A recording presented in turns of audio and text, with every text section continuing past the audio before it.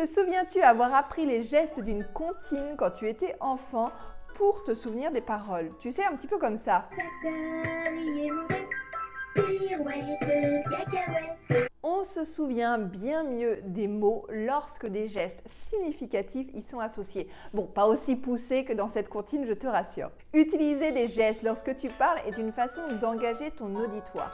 Mais attention au type de geste. Dans cette vidéo, je vais t'expliquer comment faire en sorte de ne pas perturber ton auditoire avec ta gestuelle. Pour les meilleurs conseils et tutos en communication orale ainsi qu'en stratégie vidéo, abonne-toi à ma chaîne YouTube et clique sur la cloche pour être notifié à chaque nouvelle vidéo. Les résultats d'Albert Mehrabian ont fait le tour du monde quand il nous a fait part des chiffres suivants sur la communication orale. 7% de la communication est verbale, 38% de la communication est vocale, 55% de la communication est visuelle. Peu importe ce que l'on pense de cette étude, on voit bien que la gestuelle prend une part très importante dans nos communications orales. Je suis Aurélie de thegoodspeech.com et je vais t'expliquer quels sont les deux types de gestes qui existent, puis je te donnerai 3 conseils pour éviter de perturber ton auditoire. Premier type de geste, les gestes simples et non significatifs. Quand tu parles au téléphone, est-ce qu'il t'arrive de faire des gestes? Ce n'est pas pour le bénéfice de la personne, mais cela nous aide à parler. Deuxièmement, les gestes iconiques significatifs, ce sont souvent les gestes auxquels on pense quand on parle de gestuelle, de langage corporel.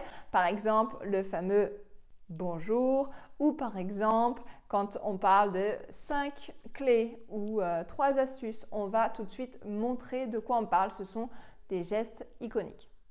Je vais maintenant te partager 3 conseils pour éviter de perturber tes interlocuteurs avec ta gestuelle. Premier conseil, attention aux gestes qui peuvent montrer ta nervosité. Par exemple, te remettre les cheveux en place, te toucher le visage, te frotter les mains.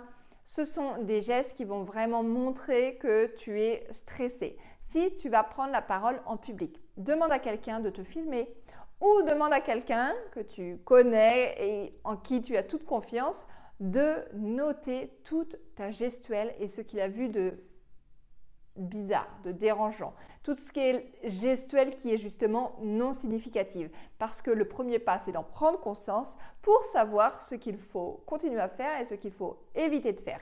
Bien entendu, si c'est lié au stress, il faudra aussi travailler sur ton niveau de stress.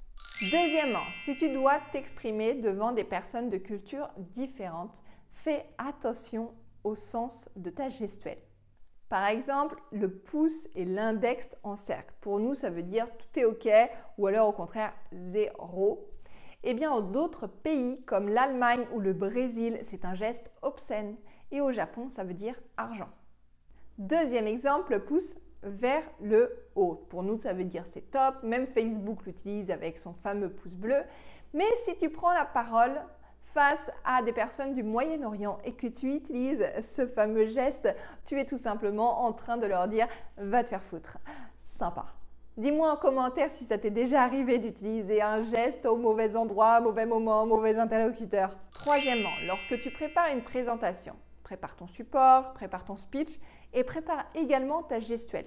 Recherche des occasions d'incorporer des gestes significatifs tout au long de ta présentation, ce qui va aider ton auditoire à se souvenir bien mieux de ton contenu. Par exemple, si tu parles de 3 conseils, n'hésite pas à utiliser le fameux 3 avec les mains. La gestuelle est extrêmement importante dans toutes les communications orales, alors veille à utiliser les bons gestes au bon moment. Si tu as besoin d'aide pour t'aider pour ta prochaine présentation, n'hésite pas à me contacter et à prendre rendez-vous pour une session offerte de 30 minutes. Comme d'habitude, si tu as aimé cette vidéo, n'hésite pas à liker, commenter, partager et surtout abonne-toi à ma chaîne si ça n'est pas encore fait. À très bientôt!